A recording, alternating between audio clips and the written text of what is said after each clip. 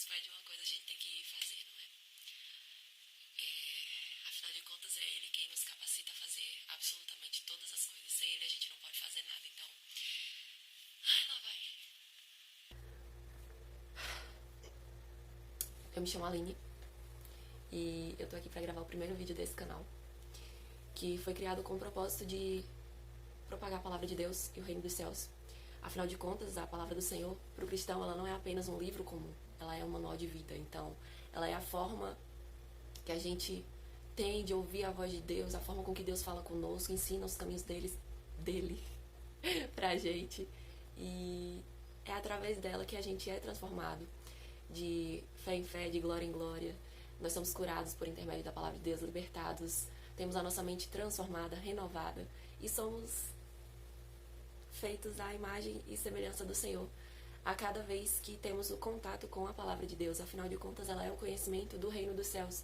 Então, uma pessoa que tornou-se cristã, ela não pertence mais a esse mundo. Ela pertence ao reino dos céus. Então, conhecer sobre o seu lar, sobre a sua casa, sobre como o seu pai pensa, é essencial, é fundamental para mim e para você. Então, eu tô aqui como instrumento do Senhor nesse ambiente e eu oro sinceramente para que o Espírito Santo consiga falar com o máximo de pessoas que ele conseguir através da minha vida. E é isso, gente. Vamos começar. Bom, eu tava meditando na palavra de Deus e ele falou comigo algumas coisas. E eu resolvi gravar esse vídeo aqui porque, afinal de contas, o que eu posso dar ao Senhor por tudo que Ele tem feito a mim? Talvez a sua vida não esteja como você imaginava, como você andou planejando alguns anos atrás. Talvez tudo tenha saído ao contrário. Só que Deus, Ele tem feito muito além disso. Você está vivo. Você tem um teto sobre a sua cabeça. Você tem água para beber, roupas para usar. Você já é abençoado. Sabe? Deus, Ele manifesta a sua bondade nas coisas mais simples do nosso dia a dia.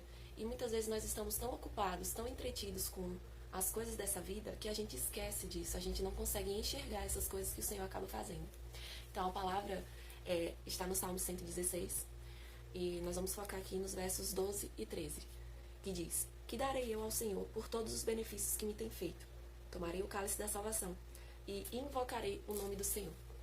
Eu estava pensando sobre isso, que muitas vezes a gente quer fazer um monte de coisas para Deus, né? Mas talvez Deus esteja nos falando um pouco sobre o que Ele falou para Marta, quando ela estava agitada lá, querendo cuidar de tudo para servir Jesus. Só que Jesus deixou bem claro que havia uma boa parte que não deveria ser desprezada. E Maria entendeu isso, e ela escolheu essa boa parte. Então, o Senhor Jesus, Ele é magnífico, nossa, Ele realmente, Ele é Deus. E não há nada que nós possamos ofertar para Ele de nós mesmos. Até para fazer a obra de Deus, até para você fazer a vontade de Deus, você precisa de Deus. E o que eu estou tentando dizer com isso é que hoje, no mundo em que nós vivemos, as pessoas andam muito distraídas e ocupadas com suas próprias coisas. E elas não têm tempo para orar, elas não têm tempo para ler a palavra de Deus. Quando as escrituras nos revelam sobre o caráter do nosso Deus, as escrituras são as palavras de Deus, o poder de Deus, a sabedoria de Deus, que molda a nossa mente, a nossa vida e consegue capacitar o ser humano a viver uma vida digna, uma vida boa sobre a terra. Não estou falando de ausência de dificuldades, mas de capacidade de ter resiliência para você conseguir lidar com essas dificuldades que acontecem no dia a dia, muitas vezes coisas simples que acontecem na vida diária, sabe? Um copo que quebra porque você não tem aquele contato com a palavra de Deus. Muitas vezes você solta uma palavra torpe sobre aquilo, ou você amaldiçoa seus filhos sem perceber, ou você amaldiçoa sua própria vida, ou a si mesmo sem notar. Então, o que eu darei a Deus por tudo que Ele me tem feito? Ele se sacrificou por mim naquela cruz. O que eu posso dar para Ele? Eu não posso comprar o favor do Senhor. Ele fez aquele sacrifício para abrir um caminho para que eu pudesse encontrar-me com Deus.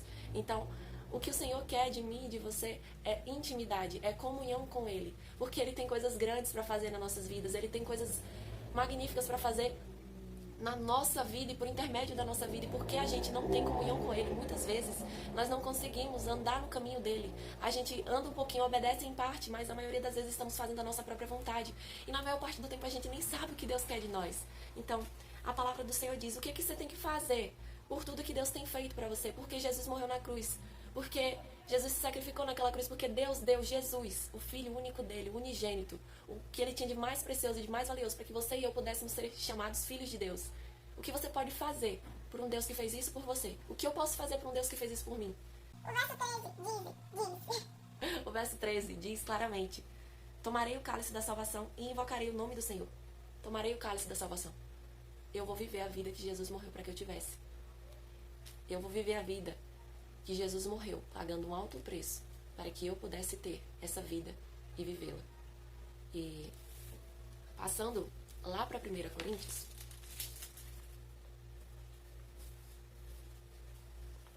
nós temos no capítulo 1, no versículo 5, onde diz: porque em tudo fostes enriquecidos nele, em toda palavra e em todo o conhecimento, como foi mesmo o testemunho de Cristo confirmado entre vós, de maneira que nenhum dom vos falta, esperando a manifestação de nosso Senhor Jesus Cristo, o qual vos confirmará também até o fim, para seres irrepreensíveis no dia de nosso Senhor Jesus Cristo.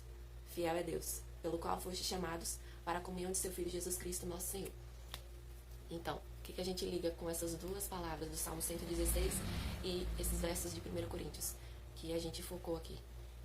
Que somente em Cristo a gente tem tudo o que precisamos para termos uma vida boa, para fazermos a vontade de Deus, para fazermos a obra de Deus, para fazermos tudo, para vivermos. A gente precisa estar em Cristo. E não tem como você ser cristão e não falar de Jesus, não andar com Jesus. Entende? Muitas vezes a gente perde o nosso tempo com tanta coisa. E 5 minutos de oração, 10 minutos de leitura da palavra acabam se tornando um sacrifício extremo. Mas a palavra do Senhor fala que os mandamentos de Deus, eles não são pesados. Então, quando a gente está tendo dificuldade de fazer algo simples, que é orar, a palavra de Deus, o Senhor nos ensina que nós devemos orar. Ele nos deu até um modelo de oração, Pai Nosso. Então, porque Ele quer que a gente ore. Ele quer que a gente tenha comunhão com Deus. E a gente só consegue fazer isso por meio de Jesus Cristo. Jesus Cristo é o verbo que se fez carne, Ele é a palavra de Deus. Então, como que a gente faz isso sem ter contato com as Escrituras, com o nosso alimento, com o pão da vida, com aquilo que nos mantém de pé? Sabe, um cristão precisa de Jesus. Não é só sobre a igreja, todos os domingos, é sobre o que você faz entre um domingo e outro que você vai à igreja. Você tem o seu relacionamento com Deus baseado só naquele domingo? Ou você se relaciona com Deus na segunda, na terça, na quarta, na quinta, na sexta, no sábado? O modo como nós nos relacionamos com Deus determina a forma como nós vivemos. E a forma como nós vivemos determina aquilo que nós escolhemos. Então, para termos a vida que o Senhor Jesus morreu para nos dar, a gente precisa ter comunhão com Deus. E a palavra de Deus nos ensina que quando nós estamos nele, nós temos exatamente tudo o que nós precisamos. Bom, essa é a palavra de hoje. Eu espero sinceramente que o Espírito Santo tenha falado ao seu coração, assim como ele falou ao meu, sobre a importância de ter comunhão com ele, de orar, de ler a palavra. Sim, é o básico do básico do básico. Mas às vezes a gente despreza as coisas simples, as pequenas coisas, e fica almejando as coisas grandes, sendo que as coisas grandes precisam de coisas simples que vêm antes delas para dar-lhes base, sustentação.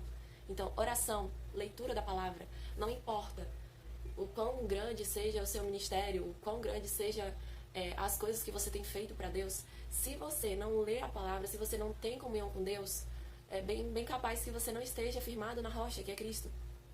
A pedra que os edificadores rejeitam se torna a sua pedra de tropeço.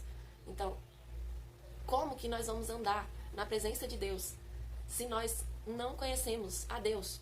E Deus nos deixou as Escrituras para que nós pudéssemos conhecer a sua vontade, o seu caráter. A própria palavra fala que não foi escrito tudo o que deveria ter sido escrito sobre o que Jesus fez. Não foi escrito todas as coisas, na verdade. Mas o suficiente para que a gente pudesse crer e saber que Ele é o Cristo, o Filho de Deus, o Messias. Então, a gente precisa ter comunhão com Deus. E isso é uma coisa muito urgente, porque muitos falam muitas coisas hoje em dia. Todos buscam cada um o que é seu, mas poucos são os que buscam o que é de Cristo.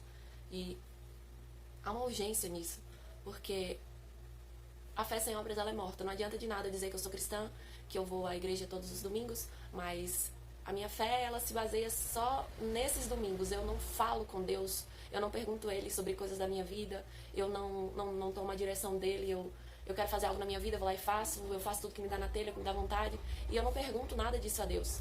E isso tá errado. O cristão, ele tem contas a prestar. O cristão, ele deve satisfação a alguém. Um cristão, ele não tem um nome bonitinho, ele tem uma vida entregue a Deus, e essa vida deve estar no altar do Senhor. Então, o altar é a palavra. É a palavra, é o lugar no qual você se debruça para adorar a Deus, para contar-lhe, abrir-lhe a sua vida e mostrar para Ele quem você realmente é. E Ele, segundo o seu poder, e porque Ele é fiel, Ele faz na nossa vida coisas que a gente nunca conseguiria fazer de nós mesmos e coisas que jamais seriam possíveis de acontecer se Ele não fizesse. E eu espero que vocês tenham sido edificados de alguma maneira com essa palavra. E é isso, galera. Até o próximo vídeo.